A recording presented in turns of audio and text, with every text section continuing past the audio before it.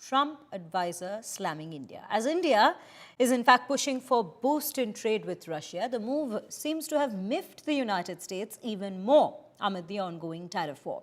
White House trade advisor Peter Navarro has sharply criticized India for purchasing Russian energy and defense equipment, pledging to hit India where it hurts in order to change New Delhi's policy.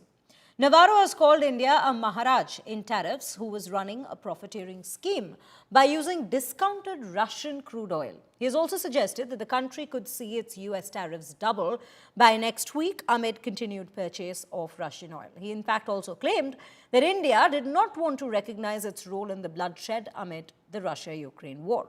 Let's take a look as to what he has said and the reactions coming in.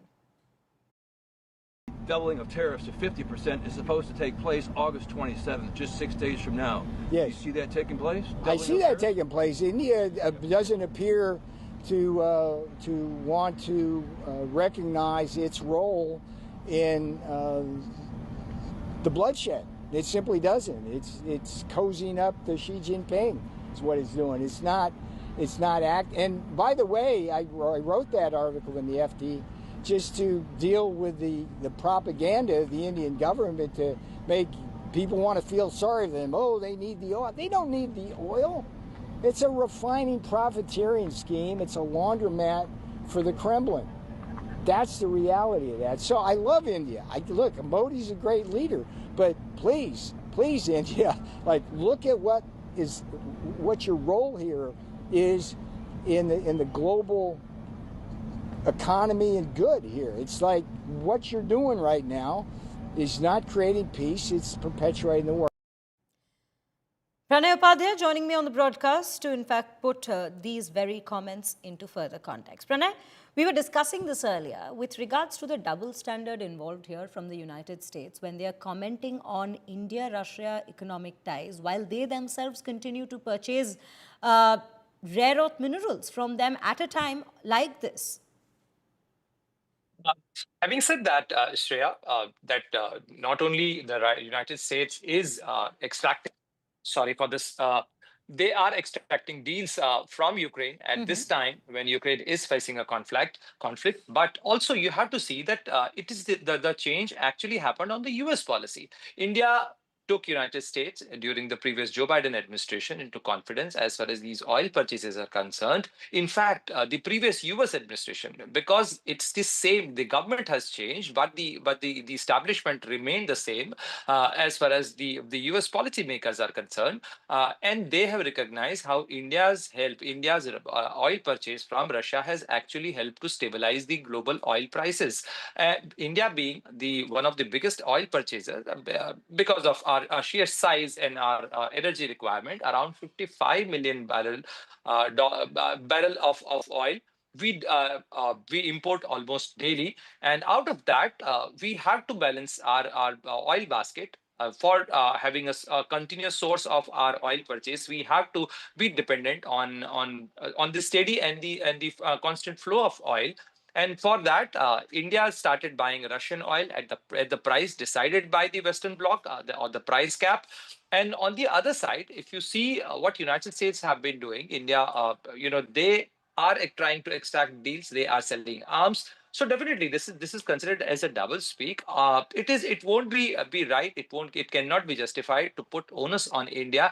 And calling India as a laundromat, calling India as a profiteer out of this Russia, for the Russian oil deal, because India has to ensure the energy security, and for the energy security, there has to be a steady source of oil. If we try and buy, 3% of India's oil purchase comes from the United States, from the Texas region, and we have increased this share of the US oil imports in our oil basket.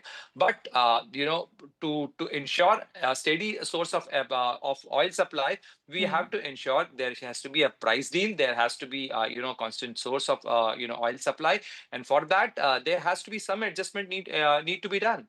Absolutely. Pranay, what is interesting here as well at this given point is a certain mention of China by Peter Navarro in his comments. He has also spoken about how China is cozying up to India, which, would you say that it's also a clear mention, or rather a clear hint of the fact that the United States is not only keeping a keen watch on India-China relations at this given point, but may actually be a little alarmed in terms of how the situation currently probably might be thawing between these two nations? In fact, Shreya, if you see many people in the United States, in many of the policymakers who have, who have contributed in building India-US strategic partnership, they are concerned because the kind of policies are being pursued by the Trump administration. They are actually hurting the long-term strategic interest of the United States. Because if you see the Indo-Pacific policy of the United States, which has been there for last 10 years, and in that Indo-Pacific policy, you see how US has invested in a relationship with India, forging a stronger ties with India.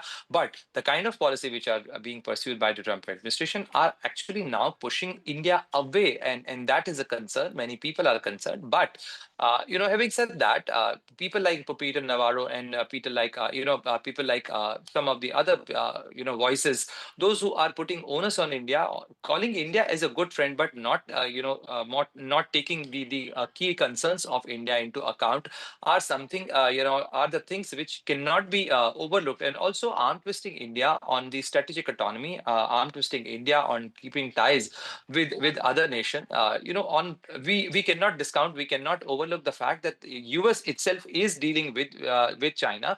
President Donald Trump himself has said many a times, Shreya, that he is having a good relation with President Xi Jinping. US is dealing with China, and also we have to notice that we cannot discount the fact that US has given another 90-day extension to China on tariff rules. While China being the largest exporter, the biggest exporter of oil and natural gas from Russia.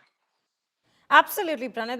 There is a double standard involved at every stage if we look at United States at this given point and how they have in fact been coming in with comments and hitting out at India in this given situation. Thank you, Pranay, for bringing us all those details and putting it into context for our viewers.